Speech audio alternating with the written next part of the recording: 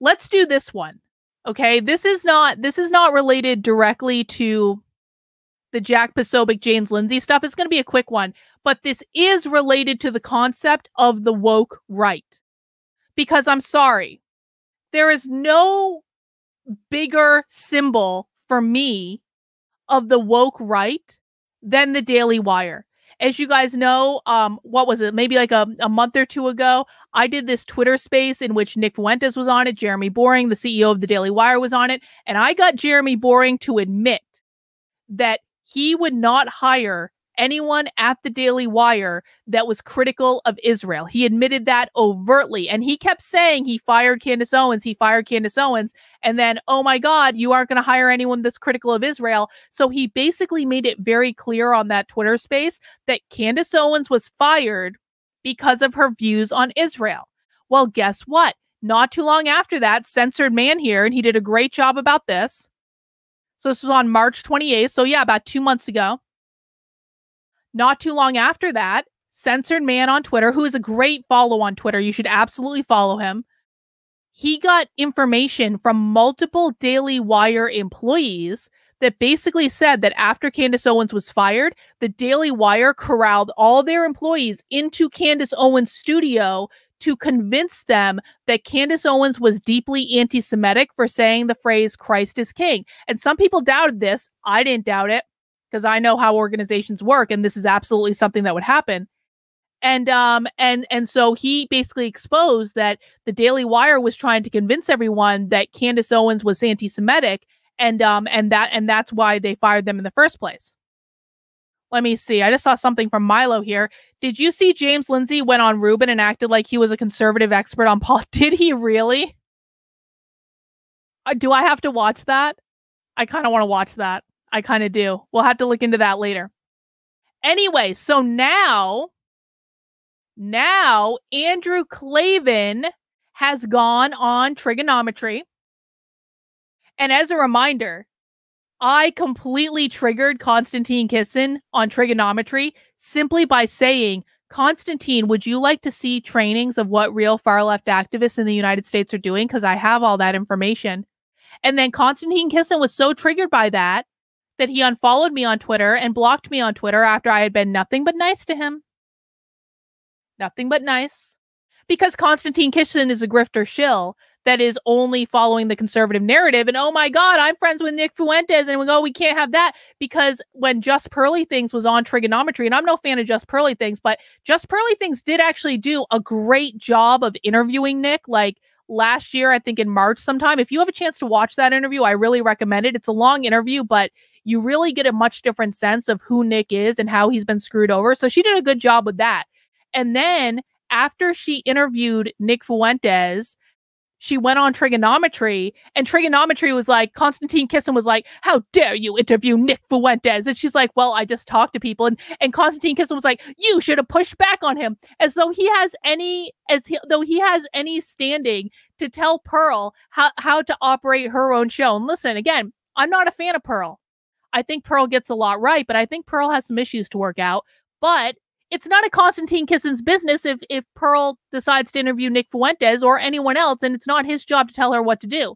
And he made this whole big deal about, like, you should have pushed back on him. Well, guess what, Konstantin? People are allowed to think what they want, and they're not required to agree with you. He's the great savior of liberal values, but he cannot stand when people disagree with him. Anyway, Andrew Klaven went on trigonometry and basically confirmed that Candace Owens was fired from the Daily Wire because Nick Fuentes was saying nice things about her online, and she was saying Christ is King, and they consider to be Christ is King to be anti-Semitic. So let's just watch this clip so that you guys can hear exactly what Andrew Klaven said.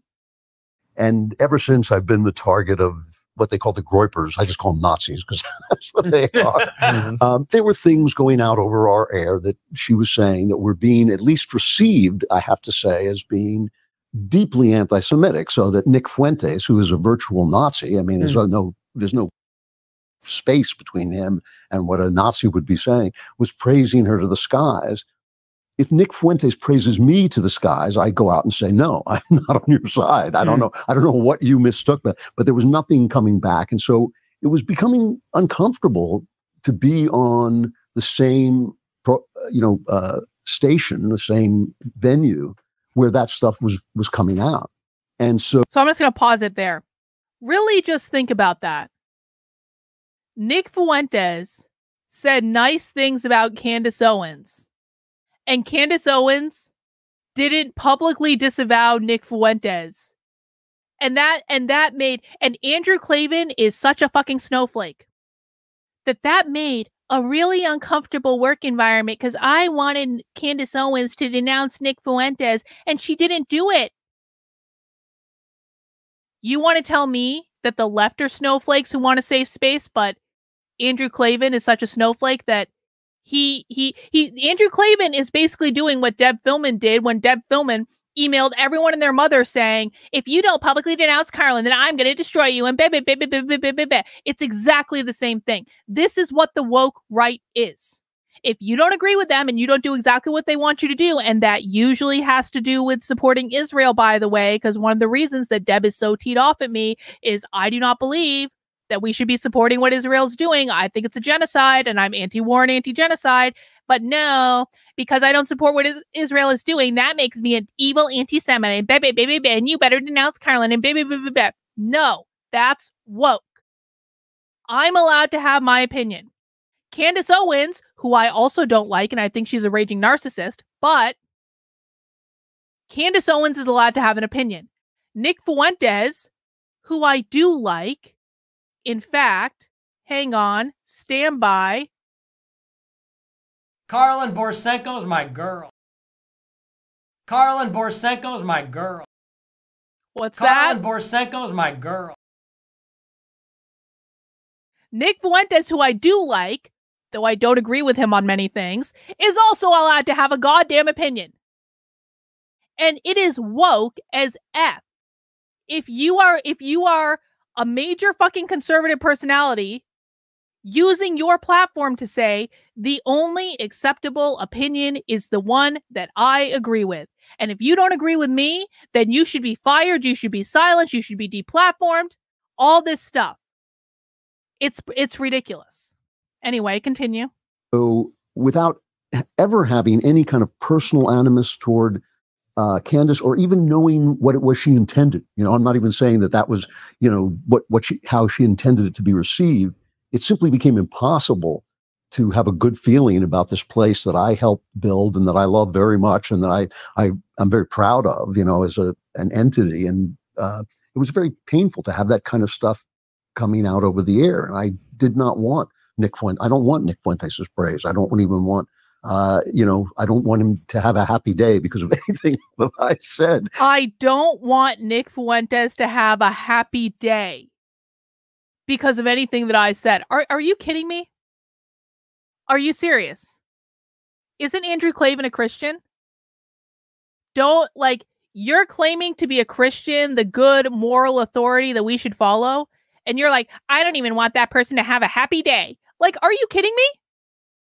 Listen, there are a lot of people that I dislike. I'm not going to be like, if they have a happy day, then that ruins my day. It's like so much for loving kindness. Exactly. It's like, who cares? People that you disagree with are worthy of having good days too, Andrew. And so that was my basic reaction. And in that was involved the fact that some of this was being phrased in religious terms. And one of the ways this was happening was the phrase "Christ is King." Now, as I said repeatedly on the show, as Jeremy Boring, who runs the Daily Wire, said repeatedly, we believe this. We believe that Christ is King. I also believe in the cross of Christ. But if you burn the cross on somebody's lawn, it's no longer the cross of Christ. It's just a vehicle, a symbol of your toxic hatred. And so the way it was being used online as an attack on Jews, Andrew Klaven believes that saying Christ is King is anti-Semitic. The Daily Wire believes that saying Christ is King is anti-Semitic. All because they are terrified of Nick Fuentes. And they've been terrified of Nick Fuentes for a long time. They are so terrified of him that they will fire Candace Owens for saying Christ is king. Because Nick Fuentes might like that Candace Owens said Christ is king. That's insane. That is insane. I wonder why they're so scared. That's a great question. Nick Fuentes is a 25-year-old live streamer that does a show out of his mom's basement on a green screen. And that's not meant to be a put down. Nick Fuentes has become very successful doing what he's doing. He is phenomenally successful. So I'm not like shitting on him or anything, but I'm just saying that the Daily Wire, with their hundreds of millions of dollars, are terrified of a 25-year-old live streamer that has somehow become more powerful than they are. They are so terrified that they will fire Candace Owens just because Nick Fuentes said something nice about her. That's insane. That's unhinged. And that's because they know that Nick is right. They know that people are listening to Nick, and they know that they're being exposed for being the chief propagandist for fucking Israel. Daily Wire is Israel first. They don't give a flying flip about America.